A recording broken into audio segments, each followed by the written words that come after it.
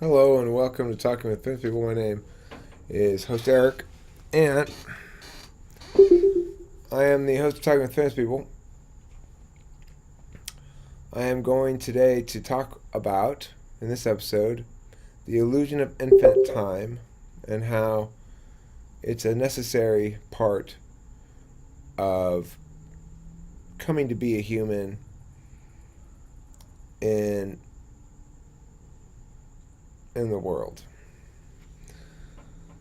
So, we all go about life from the outset unaware.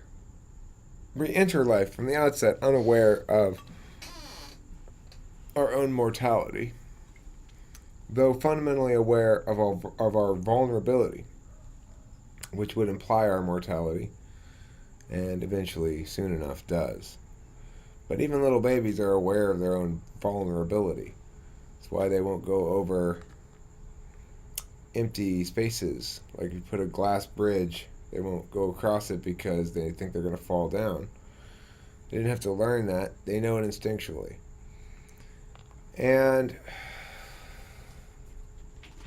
the takeaway from this is that there's a genetic understanding of mortality that stems from the fragility of the human body and the mechanisms that nature or genetics or evolution or whatever you want to say put into place regarding this freaking cat.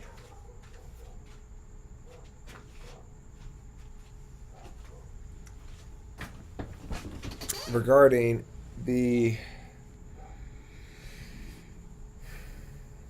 mechanisms that compel us to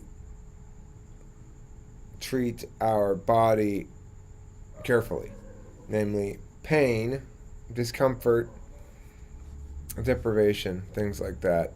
The feelings of our body that cause us to not injure ourselves all the time. So,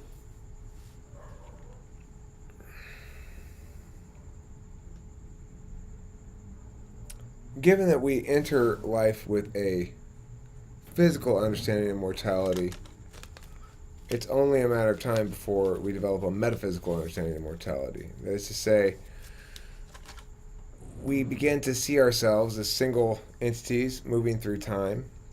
We prioritize that reality such that we see ourselves as the center of a universe that is comprised of potentially a lot of different people, but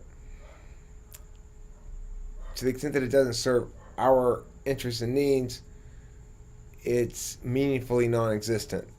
This is for parts of childhood, right? As we age and we develop more of a sense of ourself as an entity that has moved through time already and understands that process because of the perspective gained through the process of moving through time, and is not a perspective that can be taught. Because of that nature, as one moves through time and becomes older, then one begins to see the fragility not only of the self, but of others as well. And eventually, of course, to put into place the final big picture that we've got a limited amount of time here, and then we're all going to die. So, different people arrive at this conclusion at different times. I think I was about 12 years old when I did. I went through a period of weird panic about nuclear war, and eventually got over it. My mom said, well, look, even if it does happen, if you go, everybody else goes too. At least you won't be the only one. And I was like, okay, you got a point.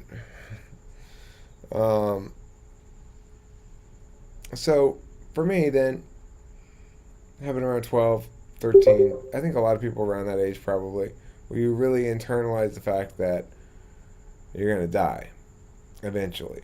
And then you possibly, like I did, go through a hypochondria phase where you're constantly worried about having this, oh, my knee hurts, I must have knee cancer, I'm going to die. Well, For the rest of the time, though, we're immersed in this illusion of infinite time. If any of us were to step back and imagine the life we have in front of us from an external perspective, and if we could put in place things ahead of time, say, okay, well, I'm going to play this guy named Eric this life. Okay, well, what do I want Eric to do? Let's see. Let's have him do this, that, the other. Obviously,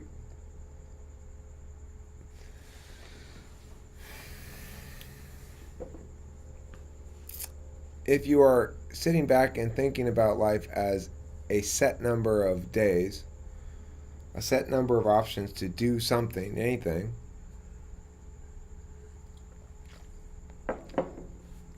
a set number and a finite number of opportunities to tell the story you want to tell through living it.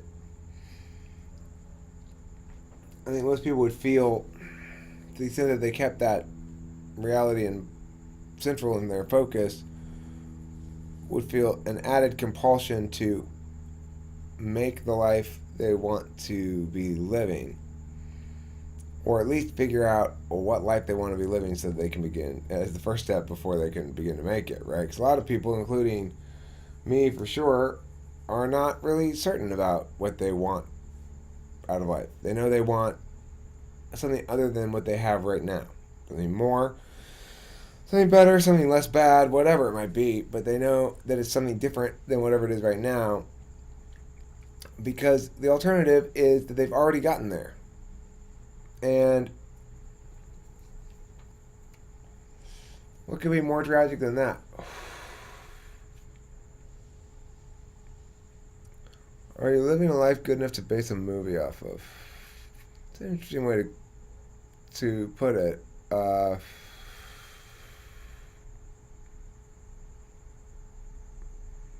Not yet. Maybe someday. I don't know. What does it require to be good enough to base the movie off of? That's a good... You got me thinking.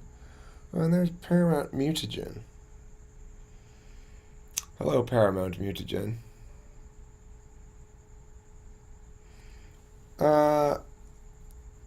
So, the point of this video then is that for most of us, if we want to experience simple joys and pleasures and a lot of other things in life, we have to accept and immerse ourselves in the illusion that we have infinite time, that we can self-develop in this way or that and try this or that or the other thing. We have to ignore the reality that for every choice we make, it's another choice that we didn't make and can't make now. Those potentialities are exhausted. They no longer exist.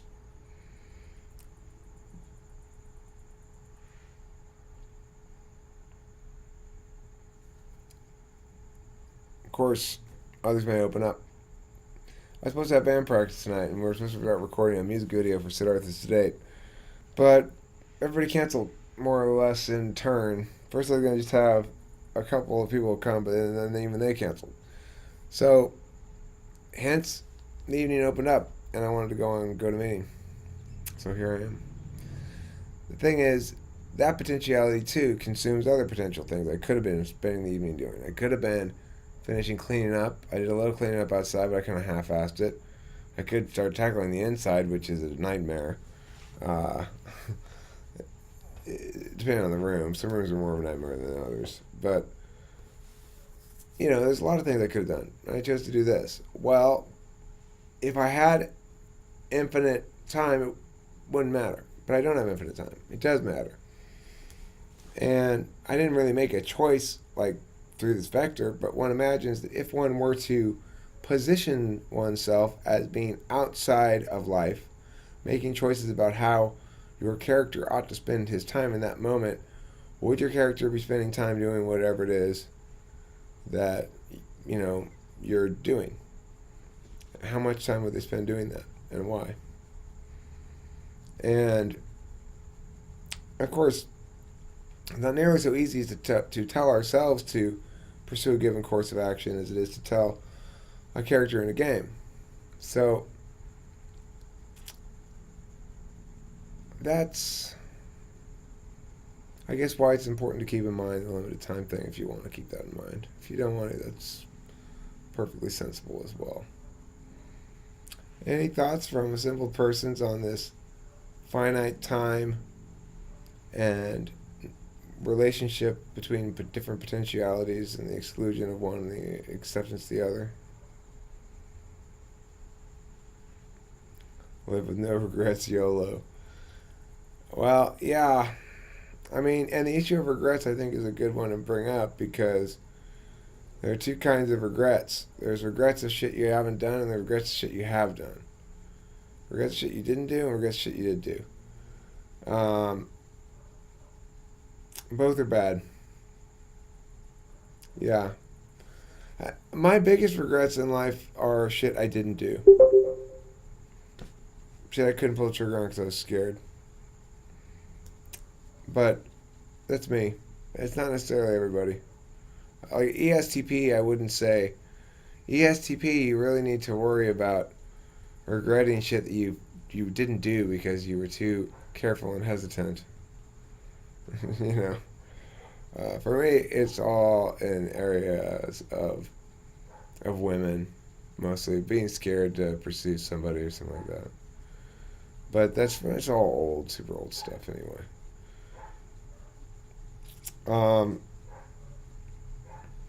Okay, so any other thoughts on this finite time, finite potentiality thing? It's being scared to talk to people. Well, pick your people carefully, INFP. In general, you should. I mean, we all should, but for sure, those of us who are less weaponized, I would call INFP among the least weaponized of the personality types. So,